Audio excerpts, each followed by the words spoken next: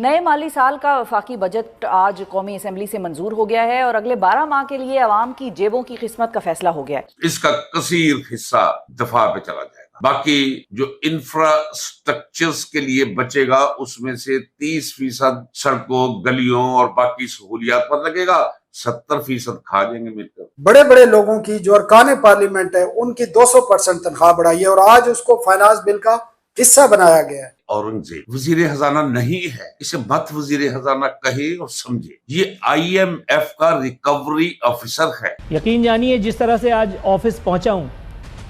دن میں تارے نظر آنا سنا تھا، لیکن رات میں چاند سورج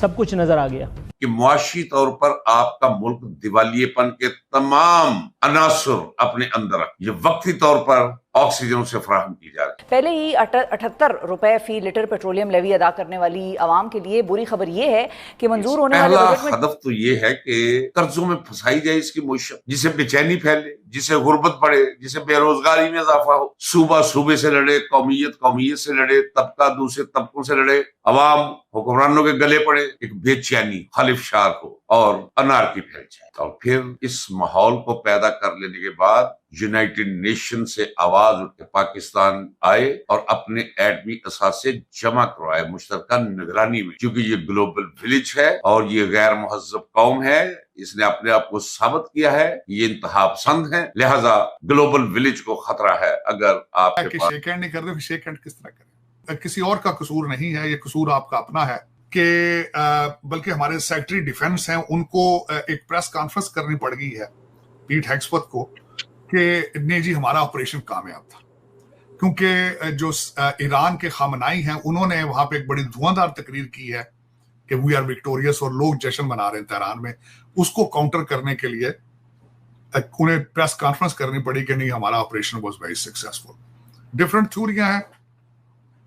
کہ ان کے جو بنکر بسٹر تھے وہ زیادہ کامیاب نہیں تھے،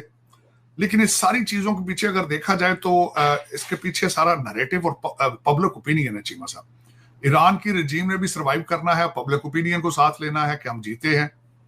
دوسری سائڈ پہ انہوں نے یہاں پہ ڈیموکریٹس کو بند کرانا ہے کہ ہمارے بم صحیح جگہ دے بجے نے۔ تیسری چیز اس کی ہے کہ بی بی نتنیاہو کا فیوچر بھی ہے کہ جیروسلم پوسٹ لکھ رہا ہے کہ وہ Iran still has ability to make atomic bomb، تو اس کو بھی کاؤنٹر کرنا ہے۔ تو چیمہ صاحب اس وقت کئی چیزیں سامنے ہیں، ڈفرنٹ سینیریو ہیں، لوگ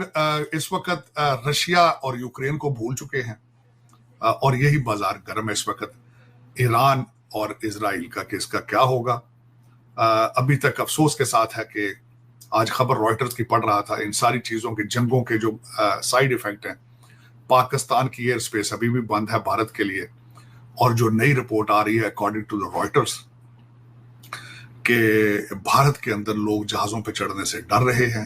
30 سے 40% جو ان کی ایک ایسوسیشن آف ٹور آپریٹرز ہیں، انہوں نے کہا ہے کہ 30 سے 40% لوگوں نے سیٹیں اپنی کینسل کرا دی، اور دوسرا کیونکہ ایئر سپیس بند ہے انہیں اوپر سے چکر لگا کے جانا پڑتا ہے، تیل فیول اس سے زیادہ ہے لگتا ہے، اس سے ٹکٹیں بھی مہنگی ہیں، چیزیں ہیں۔ میرے خیال میں ان چیزوں کو اچھا ہوتا، میں بڑا ایکسپیکٹ کر رہا تھا، میں بڑا ہوپ فل تھا کہ شنگھائی کے اندر یہ سب گئے ہیں، they should have started dialogue or come to some conclusion، لیکن یہ بہت بڑا افسوس ہے کہ دونوں پارٹیوں نے بالکل ایسے کیا، بالکل بہت غلط کیا۔ ان کو ہارمنی کی طرف جانا چاہیے تھا چیمہ صاحب، ان کو سیکھنا چاہیے تھا کہ ہمارے دونوں کنٹریز کے